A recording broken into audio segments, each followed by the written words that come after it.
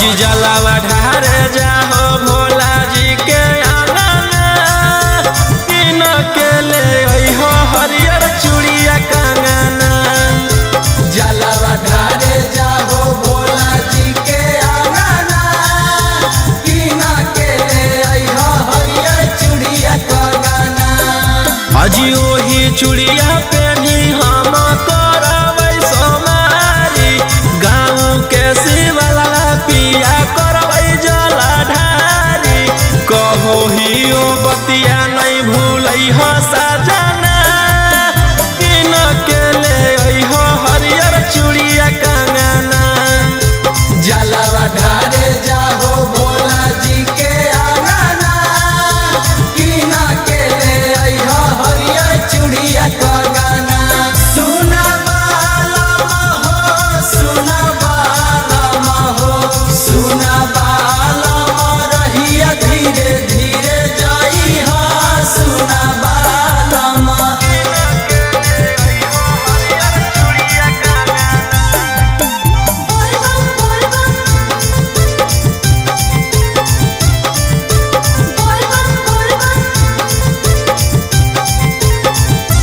राजा जी देवो घर के नामी सुना होला शंखा पोला लिहाजे में छपल रहे भोला जी।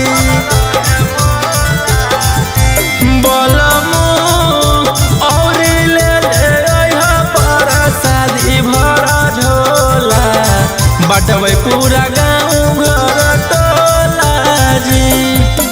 करो फरमाइश पिया धनिया तोहर प्यारी करी के बहाना नहीं बतिया दी हटारी।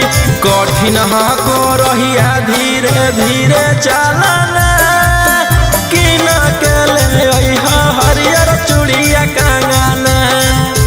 जलावा ढारे जाहो भोला जी के आंगना किन के ले अइहो हरियर चूड़िया कंगना। गंजावा पी के नहीं देवा घर जइहा ए पिया जइहा ए पिया नहीं जइहा ए पिया जे जे कहलियो किन के ले अइहा ए पिया।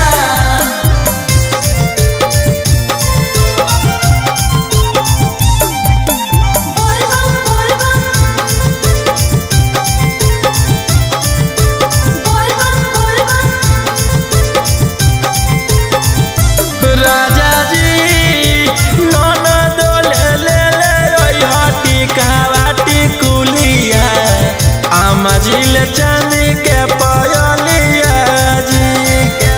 ए राजा जी पूरा हो तो सपनावा मांगी हा गोदी में लाला नामा जाई के भोला के महलिया जी।